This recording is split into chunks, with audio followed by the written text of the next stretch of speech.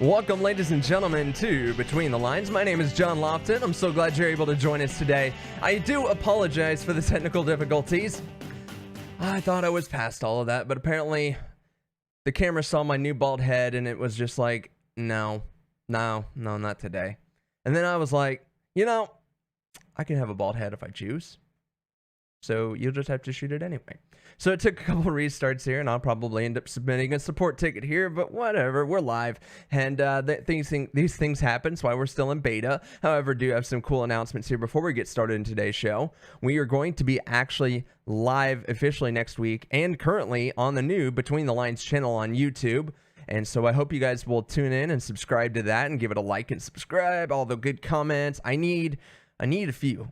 I don't got very many. It's brand new. I literally posted it public just the other day. So I need the subscribers. I need you to tell your friends because we're going to be doing some really cool stuff here. Technology aside and live streaming stuff aside, we're going to be doing some really awesome stuff coming in here over the summer, getting out of beta finally, assuming these technical issues can be resolved.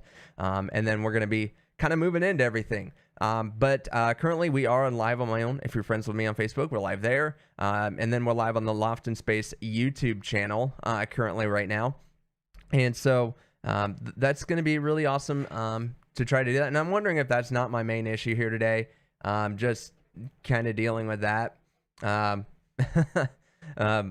yeah, we are live on both YouTube channels right now as well as Facebook. So hope you guys will tune in, but going forward, we will not be on the Loft in Space YouTube channel anymore. It will go back to just being for my tech. So anyway, all right, so today's show, here's what we're going to be doing today.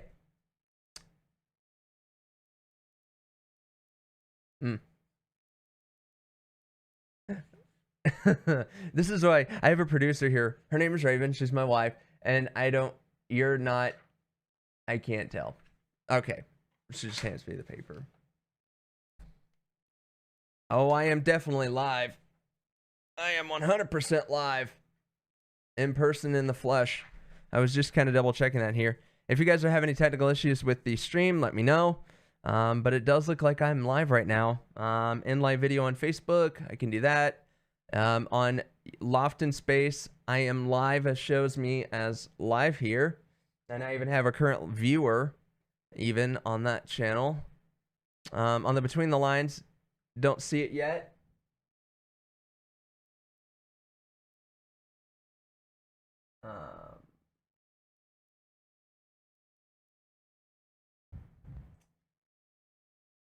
Yeah, it just gives me a little bit of a warning here on the audio side. But yeah, are you guys comment if you guys are having any kind of technical issues or anything like that. But looks like I'm live and I've got some viewers, so I think we're gonna go with it. But yeah, if you guys are having any kind of issues, please let me know in the comment section below.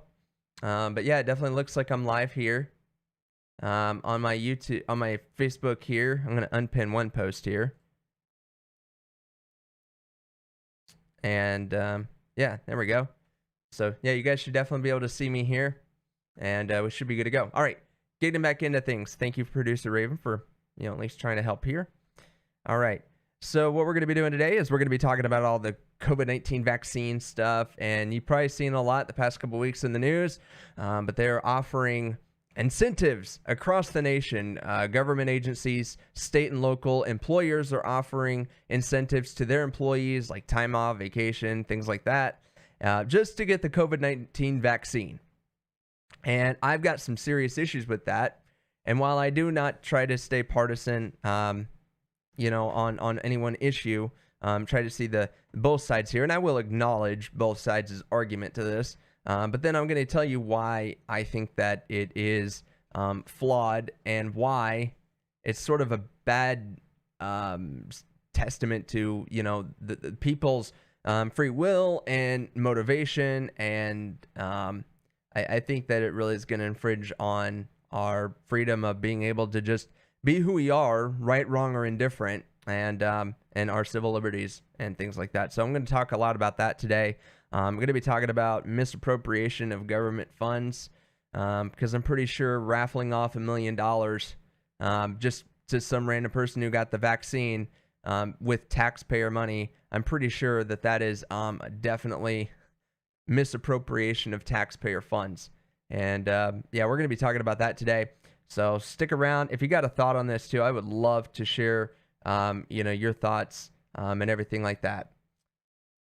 So where this kind of got to me, it kind of hit a subject here because, so for me, way back in January, and actually kind of getting into February, March, all of that, right when I was getting ready to be evaluated for the kidney transplant list, one of the requirements that I had was I had to be vaccinated. So I had both series of the Pfizer vaccine. I was able to get mine about a couple weeks before the general public was. I was still in the, chronic conditions, sort of things like that here in Iowa. But I was able to get an appointment. Back then it was really, really hard to get an appointment. Now it's stupid easy to get one. Just walk into a pharmacy and be like, hey, I want the COVID vaccine. And they're like, sure, here you go. Back then it was, getting up and at like 7 a.m. I saw a lot of them refresh. Some even refreshed at midnight. People were like just constantly refreshing the page. It felt like trying to get tickets to a Garth Brooks concert. It was that kind of crazy back then.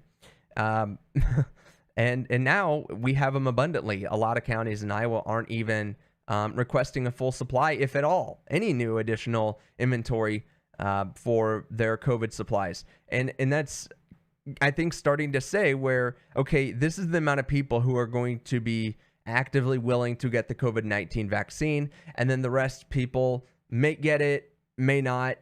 And this whole push for 70% or 75%, what they call herd immunity, like we're cattle, doesn't really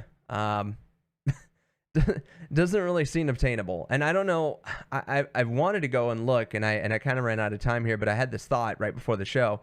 I kind of want to what the percentage of the population is that actually gets the flu vaccine. And if you guys remember, we had the H1N1 thing. It was a brand new variant of the flu virus, and now they've got all kinds of different variants. They try to base off the Australian flu season, and to try to figure out what we're going to need for our vaccine season. And since our seasons are kind of opposite from each other. And so that was the one thing I was kind of noticing out of all of this. And I just thought, why are we making such a push? Why is it so important to the government specifically? Because a lot of the restrictions and lockdowns and all that were all government mandated, and they feel like they have to get as many people as they can because science says that you have to have 70%, or more people vaccinated or immune from the virus in order for it to not be able to cause different variants and continue to get people sick. Now, as someone who had COVID-19 myself, had what I would describe as symptoms slightly worse than the common flu, but not insurmountable, at least in my case. But I do understand that there's a lot of people in Iowa alone. We've had over 6,000 people, pass away from this virus. And so I acknowledge that it is a threat. But I also would argue that there's a lot of other viruses and, infections and things that make us sick that, that really kind of feel pushed to the side just because of COVID. It almost seems like, from my perspective, it seems like the government's having to work awful hard to make a justification for how we can actually go back to normal because they kind of opened up Pandora's box when they started shutting everything down last year. And so when you have those different factors in place, I guess it kind of makes sense why the government would be incentivized to incentivize its people to do the thing that it says needs to happen so that we can go back to a normal life. And it did feel weird today. I did go ahead and go into a grocery store and to get some stuff after church today, and I did not wear a mask because, well, one, I'm vaccinated, but at number two, I kind of felt like I should because of my immunocompromise now that I'm on anti-rejection meds. But the other thing is I was thinking about this. So from my understanding of the masks and all of that, the mask keeps others safe from me if I'm wearing it, but it does not protect me from others who are not wearing a mask themselves. because the idea is that the aerosol particles can't travel as far if you're wearing a mask. Now, at my job, they have relaxed the mask mandate some, as in, like, when we're at our desk, we can take our mask off. That used to be, didn't matter where you were, if you were in the building, you had to wear a mask. Now they kind of relaxed it, but now if we're moving about in common spaces, you have to wear a mask. So it's gotten a little bit interesting there, but nevertheless, it's still there, and so wearing a mask is still a part of my daily life. And it probably should be, because the transplant team was telling me, yeah, you're going to have to wear a mask. And people who get vaccinated while on immunosuppressants, they're finding that they're not really making any antibodies as a result of actually receiving the vaccine, because of the immunocompromised, nature of what, they're having to do is they stay alive. So for them, it's almost kind of like not getting a vaccine. But yet they're pushing at it, even for people who had been, who were on immunosuppressants. They're really pushing it. And now we're finding out that, oh, well, it didn't really do any good, did it? Because those are the people still being able to get sick. And I realize that this is a smaller portion of the population, but still, you think about the number of people who are alive. I think about my dad. I think about our grandparents and things like that who don't have the best immune system. There's still millions of people in this country who do not have the best immune system, and therefore, even if they were vaccinated, could still contract COVID-19. But for the rest of everybody, if you've been vaccinated, you don't have to wear a mask. But if you haven't, you still have to wear a mask, which brings me now to my second point.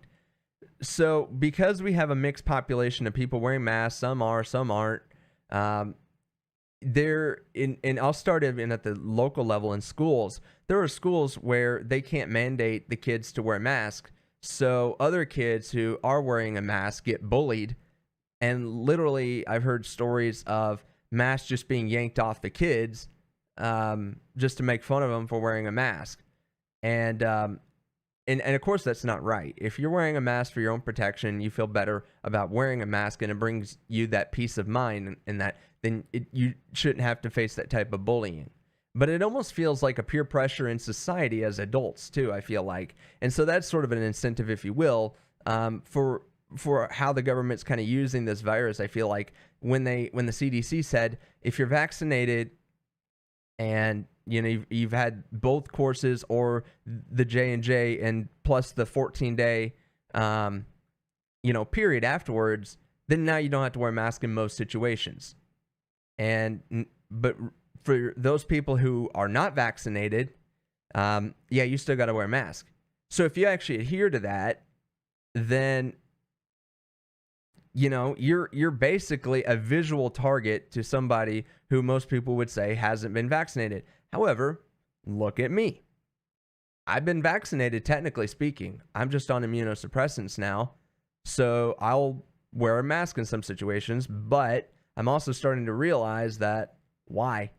No one else is, and this mask doesn't protect me from you, so what's the point here? And I brought that up to my nurse, and then she said, yeah, we're still figuring out on the guidance on that. And I said, if it wasn't COVID and you had, just a normal patient coming out of a kidney transplant, I asked, would you still have them wear a mask? Was that a recommendation after, a transplant? And she said no.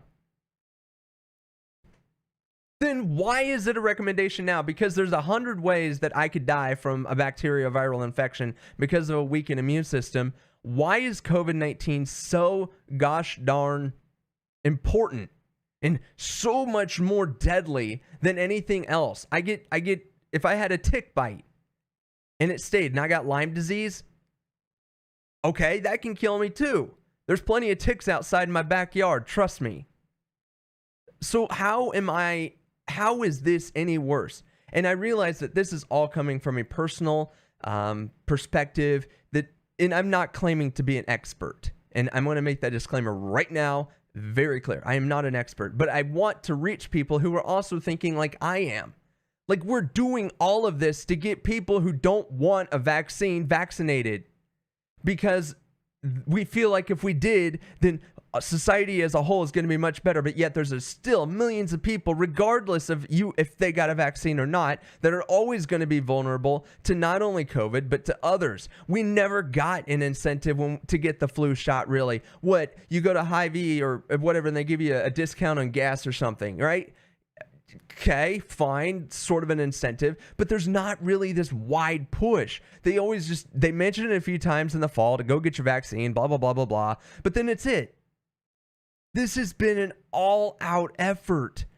And it just, if you're like me, you start to think that, is there really an underlying reason to all of this? Is there some other reason that we're really pushing to get everybody vaccinated? Why are we taking taxpayer money and giving it away to some random person just because they got vaccinated? Why are Major League sports parks trying to vaccinate people in their parking lot and then offering free tickets? Why is there the NFL big game? You know, I can't say it legally because it's copyrighted. Cheeky NFLs. Anyway, but why are we giving away the big game tickets? Why?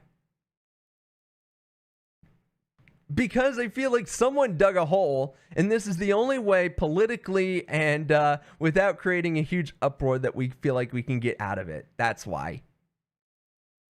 I don't get it. Yes, I understand. Thousands upon thousands of people have died from this. I get it. But thousands upon thousands of people die every year from cancer. Thousands of people die in Africa from malaria. Okay?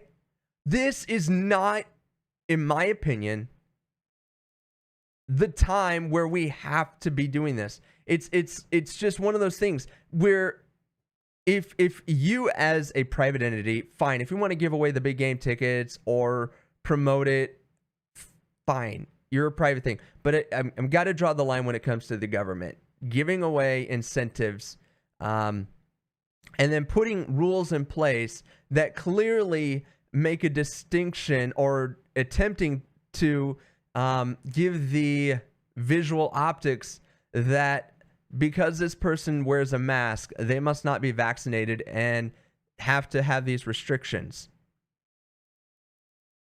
Because you didn't do this, you're not going to get a $10 gift card to some store. You're not going to be able to get a free donut now because you didn't get vaccinated. Tell me why we're doing this to people. We are crossing a line, I feel, where it's getting very close to starting to feel like we are shaming people just because they do not want to get the COVID-19 vaccine. I will tell you that both my wife and I have been vaccinated, and I may consider getting our son vaccinated. Why? Because I do believe the science that it is safe. I'm not convinced about its effectiveness for normal people yet, and its longevity to be effective. Like, how long is it good for before you're going to have to get boosters, you know? We don't know that. And I really would like to know that before really fully committing. And in my case, though, I didn't really have the choice. If I wanted a kidney, I was going to have to get vaccinated. That was a requirement of the transplant center. So, like it or not, I rolled up my sleeve and got the shot. And I was going to do something here just for fun, just to lighten it up before I dive even more. And I forgot to ask my producer to bring me down a small magnet from our refrigerator. If you guys know where I'm going with this, then feel free to laugh along. But I wanted to try an experiment that's been going around on the internet. And I'm going to come back to that here in a second so she can run up and grab that magnet off of our fridge. But I wanted to show you guys, or illustrate something. But kind of going back into things, I guess, a little bit here. You know, and what about the people that got vaccinated right away, early on? The seniors, the frontline workers, all of that. Are they eligible for any of these incentives? You know, is it just the people who got vaccinated after this? I don't know all the rules on everything, and every little raffle, every little thing that jurisdictions are doing is different. So I can't say 100% for certain that those people wouldn't be included, but I don't think they're being included in all of them, and there hasn't been a clear illustration made public by the news media as to whether or not these people are going to be able to qualify for these raffles and money and giveaways and things like that. But you're trying to you're trying to target people like, I don't know, I got some aunts and uncles maybe that wouldn't want to necessarily get vaccinated. I've got friends that I know aren't really crazy about getting vaccinated. It's not because they don't want to be healthy or they don't believe COVID-19 exists. It's because, they just don't want to. I got another friend of mine who is a home health remedy kind of person. And, oh, this is funny. The magnet she gave me from the same hospital that I went to. That's funny. So we'll get to that in a second. But yeah, she believes in like home remedies and things like that. And so she doesn't want to do vaccination. She would rather do plant-based stuff. She would rather do, holistic type medicine stuff. And that's good for her. That's her choice. I don't necessarily agree with it. I mean, it's not the way I would necessarily go to be treated. But you know what? That's the beauty.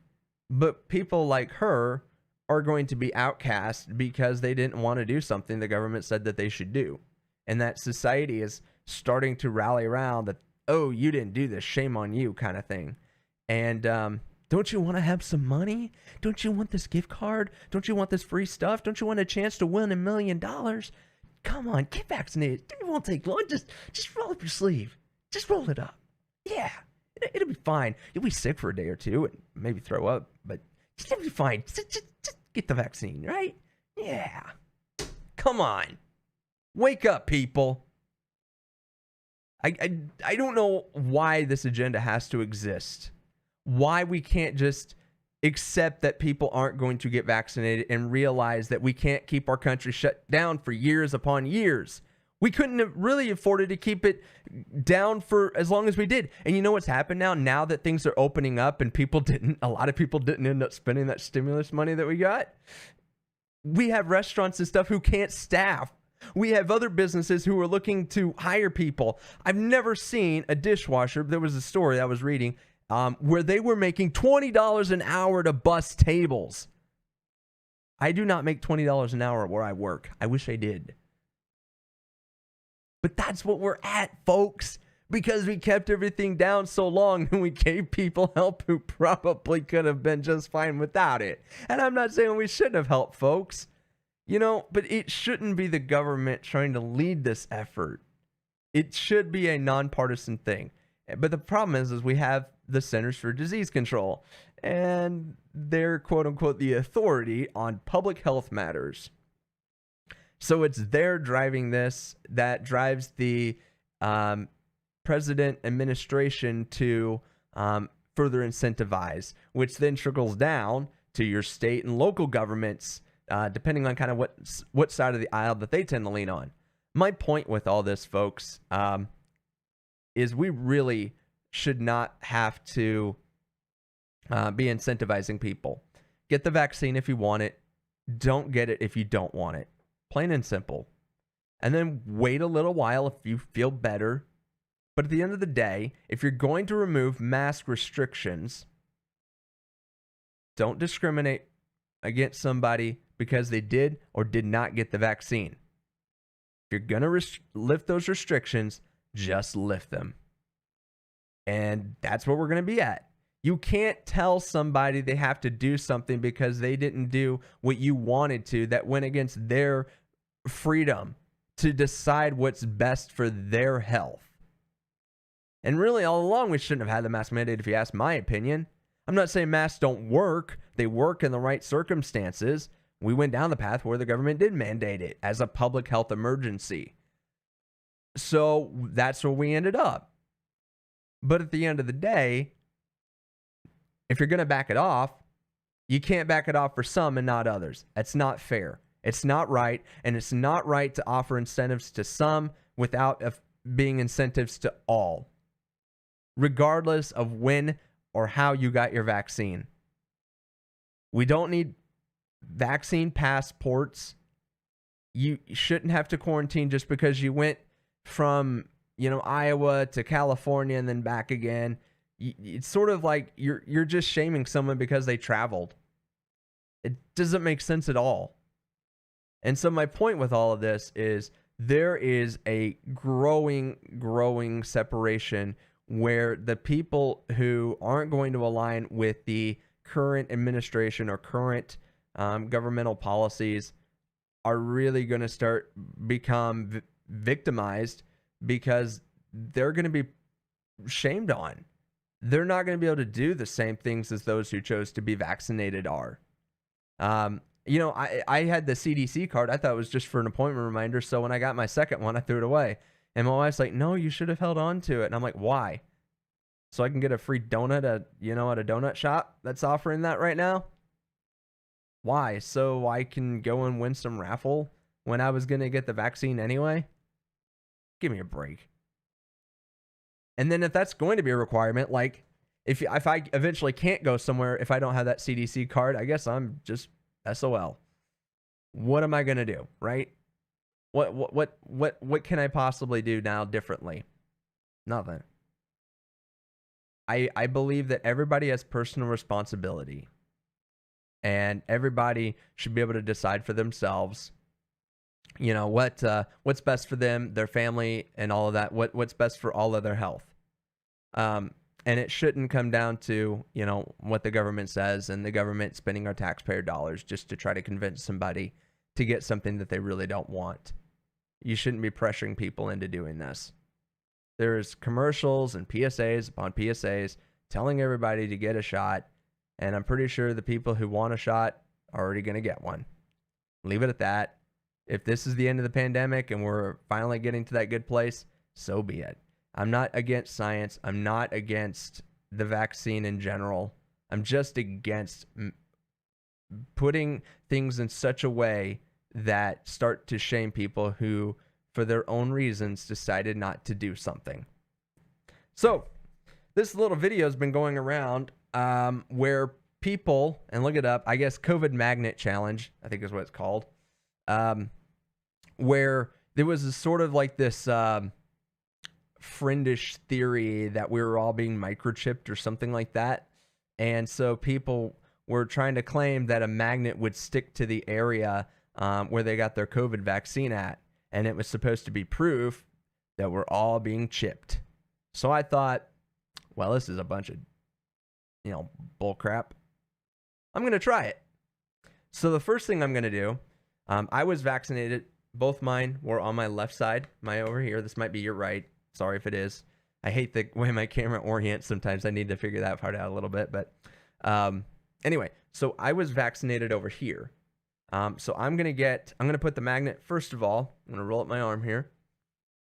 Sorry, it's white. If you're just like totally blinded right now, it's because I don't see the daylight very much. So we're going to try this. And I shouldn't have wore such a tight shirt too. I didn't rehearse this either. This is the first time I've even attempting this. All right. Oh. Oh. Oh, goodness. Okay, that was the side I was not vaccinated on.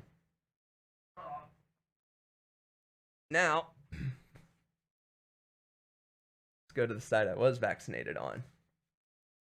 Now, it's been a while. I don't know. Maybe if we're chipped, maybe it just goes deeper in your arm. Maybe.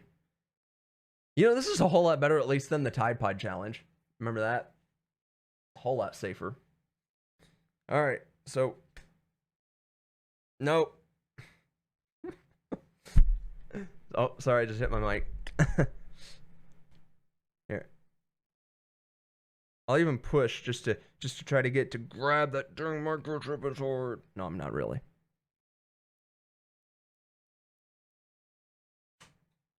Oops. Well, I guess I didn't get chipped. I did get sick afterwards, but, you know, hey.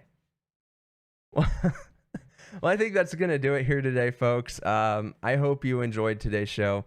It was definitely fun to kind of prep and get to rant out a little bit. I hope you saw some value into what I was saying. Regardless, if you do believe everybody needs to be vaccinated, if it takes incentives to do that, hey, great. But I hope you would agree with me that it shouldn't come from our government. Our government should not be in the business of raffling off money and prizes to its citizens just to get a shot. I don't really feel like we should be in that business to randomly just give away the money that we're all paying in taxes. So that is my 2 cents here. But anyway, all right. So here we go again. Next week, we're going to be live on Between the Lines, the official YouTube channel, 4 p.m. on Sunday. Please make sure you like and subscribe to that channel. And comment below, and we'll share your thoughts. As always, take care, guys. We'll see ya.